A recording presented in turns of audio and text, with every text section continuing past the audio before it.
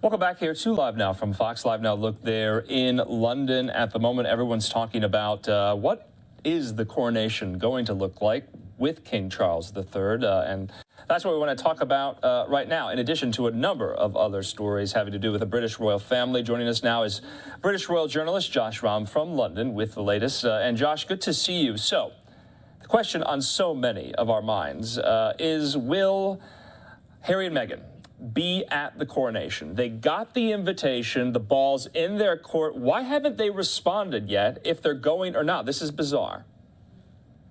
I mean, if you think about it, I don't think this is bizarre, because there's one thing that Harry and Meghan don't like, and that is when people do not talk about them. This is the thing with Harry and Meghan. Their only currency is bashing the royal family. You know, they keep bashing the royal family, but yet they want to retain links to the royal family, because that's the only reason why people are actually interested in them, arguably, is because of their links to the royal family.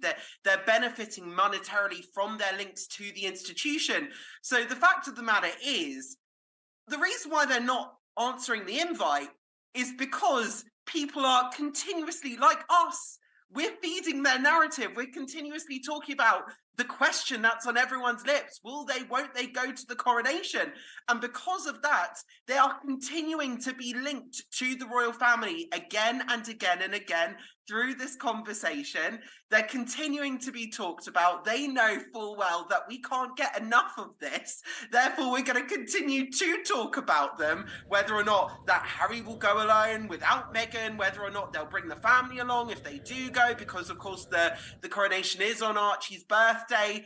The answer is, we don't know whether they will go or won't go. We can only kind of speculate at this moment in time. And to be honest, there are good points to argue on both sides whether or not they will or will not attend. Okay. You know, on the side that they will go, they need to continue their links to the institution. They plan to have future projects. Meghan reportedly has a book in the works. So what better material than a coronation, a brand new coronation where they're confronting their past after everything that's going on, and they're confronting the royal family head on at a pivotal moment in the history of the royal family and a pivotal moment for the country. Then the coronation, a huge moment.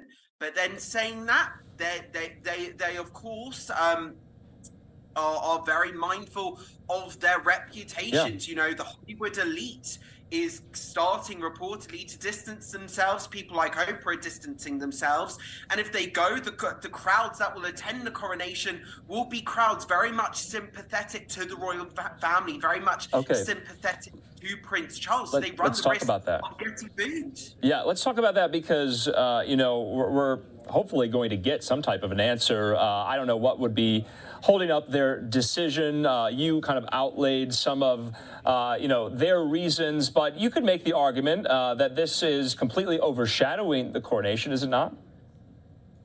Well, of course, there's going to be that argument. However, you know, the coronation is going to be a 3-day extravaganza for our country. You know, there's going to be this huge star-studded concert, which has issues of its own right now.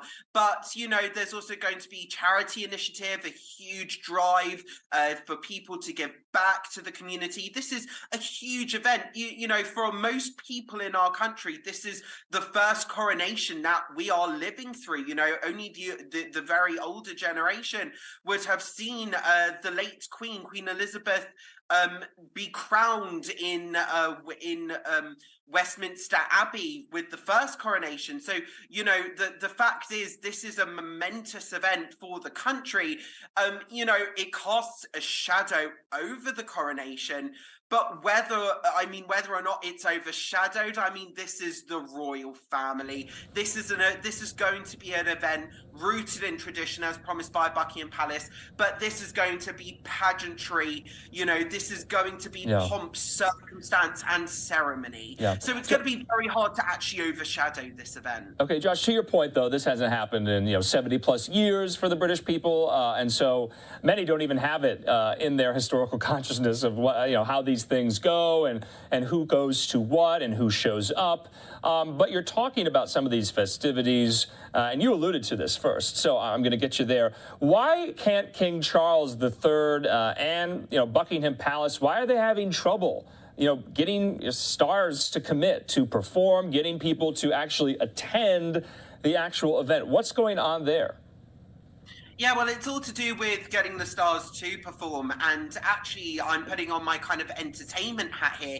It might not necessarily be a problem with King Charles or the event itself. It's more the timing of the event, because a huge star-studded event like the Platinum Jubilee concert and the Diamond Jubilee concerts, the Jubilees are events that would be marked very much in history, and that could be planned for 5 years in advance, 3 years in advance. If we look last year, the late Queen Elizabeth, Her late Majesty, was still with us. The coronation has had to be planned in pretty much in just over a year, if not maybe even just less than a year, by the time everyone gets together, sets a date. And unfortunately, when it comes to some of these huge stars, that when they're on tours, they would have scheduled these tours 2-3 years in advance. And it's not as easy as just flying back to the UK and rescheduling. When it comes to tours, there are hundreds of people involved in getting these tours up and down the country, or in this case, especially when it comes to the likes of Adele and Elton John, worldwide residencies. Adele's stuck in Las Vegas. Elton John is on this huge worldwide tour of the States, of Europe. So it's very difficult for these stars to actually rearrange their prior commitments because of all the extra people involved. It's not just them and their bands, it's the tour managers, it's the promoters, it's the crews, it's the technologies, it's the staging, it's everything that goes into producing a show.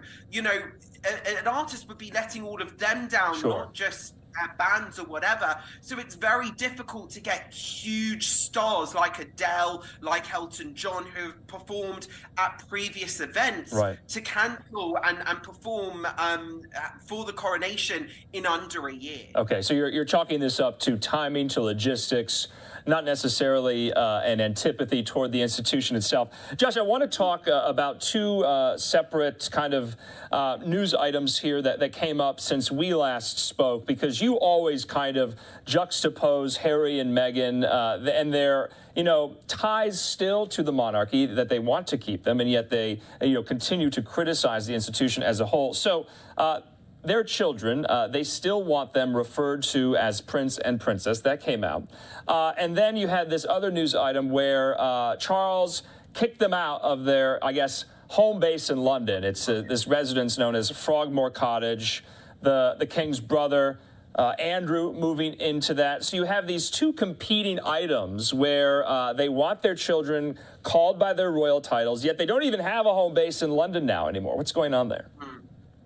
Okay, so the Prince and Princess titles is actually very interesting, because the way this story came out was because they announced kind of Lilibet's christening over in the United States, and said she was christened by the Archbishop and was christened as Princess. Usually the monarch, the reigning monarch, would bestow these titles, the Prince and Princess titles, through letters patent.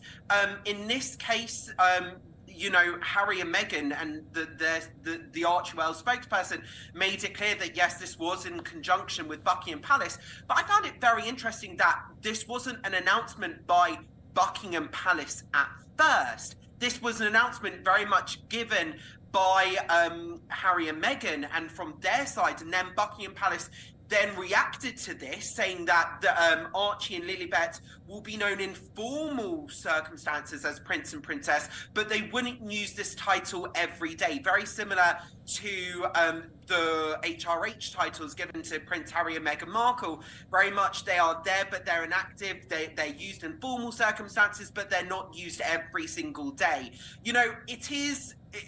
We've spoken about this at length in the program about the Prince and Princess titles. It is Archie and Lilibet's birthright as the grandchildren of reigning monarchs to have that title. it's whether King Charles would give them those titles. And I think what the signs that have been coming out of their camp is, you know, Harry and Meghan have made their decision to step away from the royal family, but they don't actually necessarily want to deny their children their birthright.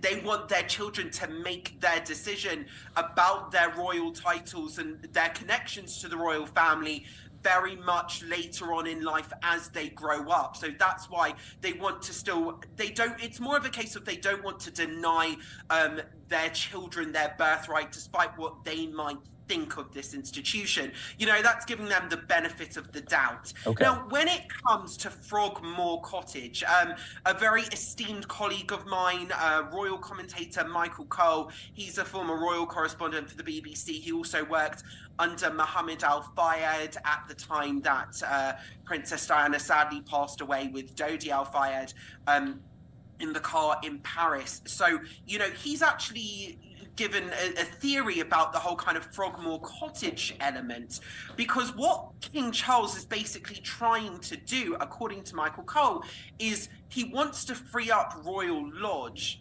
to potentially give a huge, grand Windsor home a real base for the Prince and Princess of Wales and their children as they grow older and as they grow more and more and more into their Prince and Princess of Wales roles. He wants them even closer to him in Windsor Park. That's a theory that Michael Cole has suggested. But saying that, listen, Harry and Meghan have pretty much made it clear by the Netflix documentary, by the Oprah interviews, you know, their lives now are in America. Their lives are now in Montecito. Their lives are now in Los Angeles.